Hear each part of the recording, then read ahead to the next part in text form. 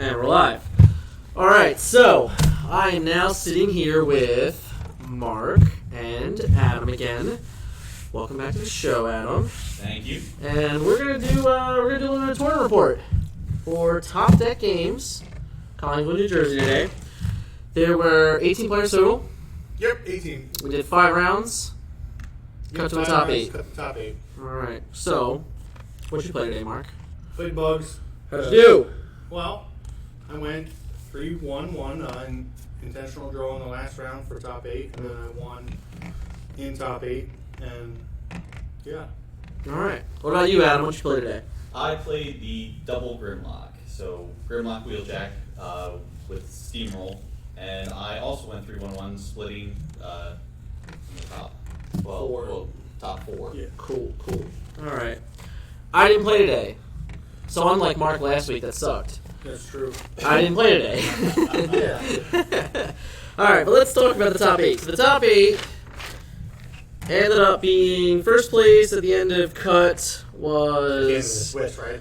At the end of Swiss would have been Sentinels, Orange Sentinels. With no Enigma. No Enigma. No Enigma. You guys will have a link to the deck list, don't worry. Mark, you finished second. Mr. Landis finished third with Aerial Bots. Blue Aerial Bots. Blue Aerial Bots. Stefan was also playing Sentinels. He was at fourth. He did have Enigmas. Bixler, you were fifth. You were playing Double Grim. Then we got Daniel playing Blue Aerial Bots as well.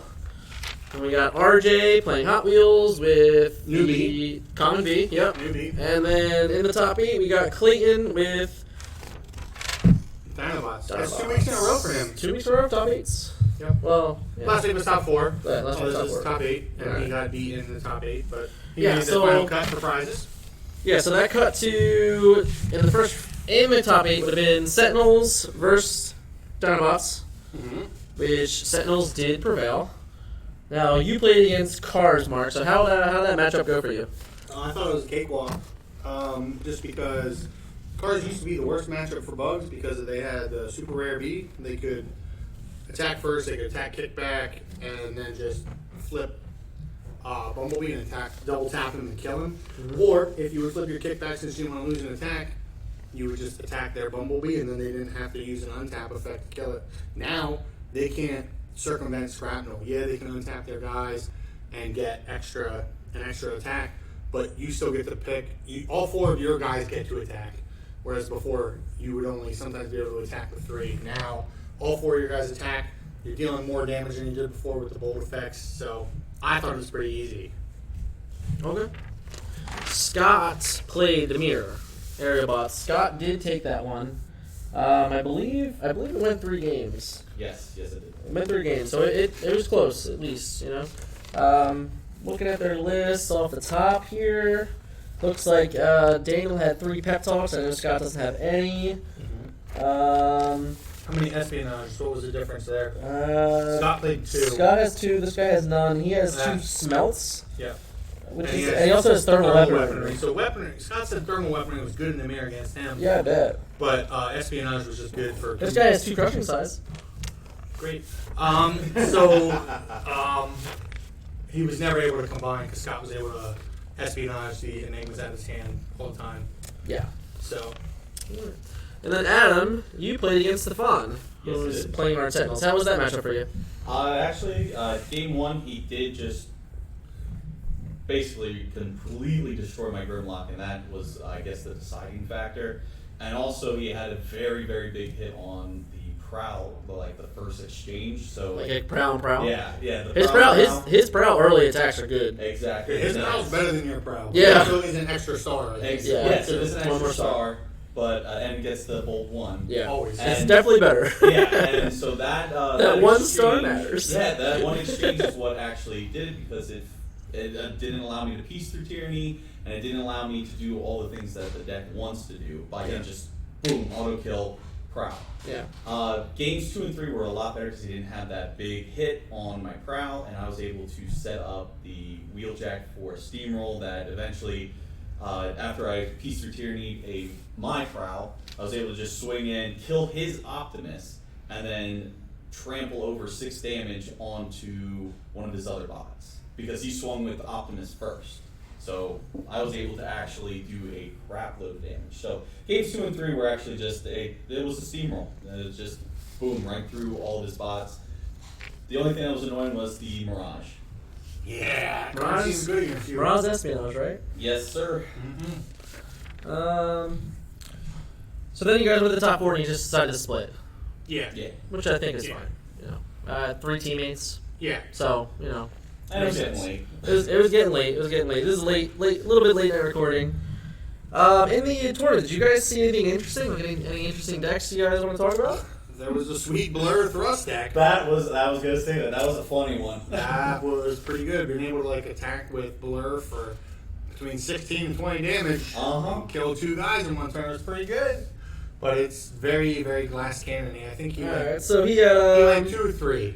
just a quick rundown. He had 3 leap, 2 bigger they are, 2 press the advantage, 3 supercharge, 3 peace through tyranny, 3 reckless charge, 3 new designs, 3 erratic lightning, 3 force field, 1 debilitating crystal, 3 bashing shields, 3 flamethrower, 3 static laser iron hearts, 3 improvised shields, 3 grenade launchers. That is your thrust blur scamper list. Yeah, whatever Metroplex 4 drop. He said it should actually be the other one. It should be 6 gun. Okay. Because he has 1 more attack in bot mode. Shout out to Kyle Grant. Yeah, that deck was sweet. Alright. I had to play him round 2.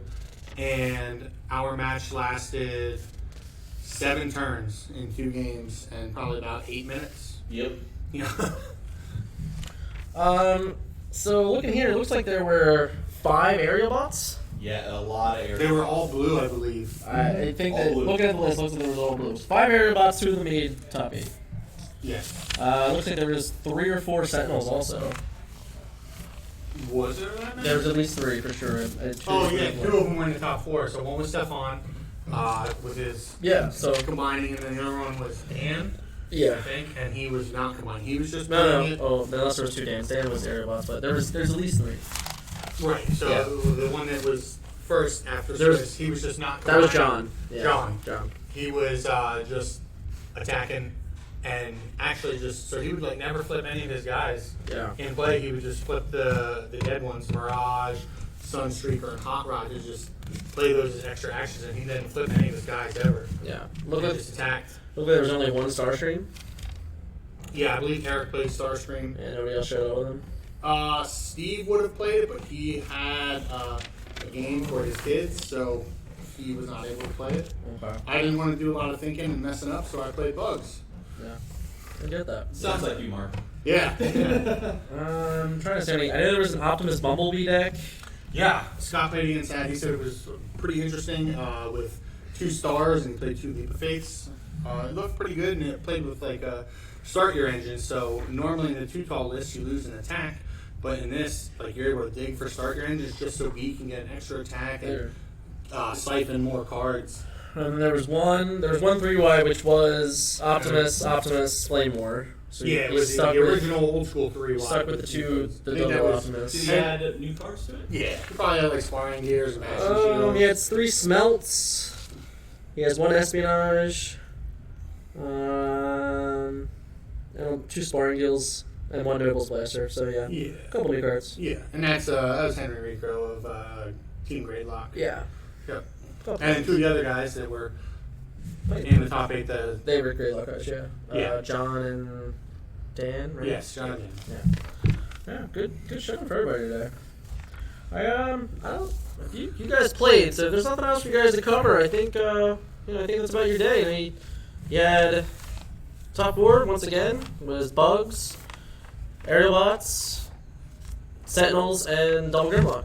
Mm-hmm. So that's your top 4 this week. Yep, it was a pretty good event. Run my top deck. Their next one is April 20th. April 20th, which is once again a month from this event. Yeah. So we'll be Yeah. out for Thanks that. again for them running it, Yeah. and that's awesome stuff. Thanks for you guys joining me today to do this tour report with me, Yeah. No problem. and see you next event, guys. All right, sounds good. Sounds good.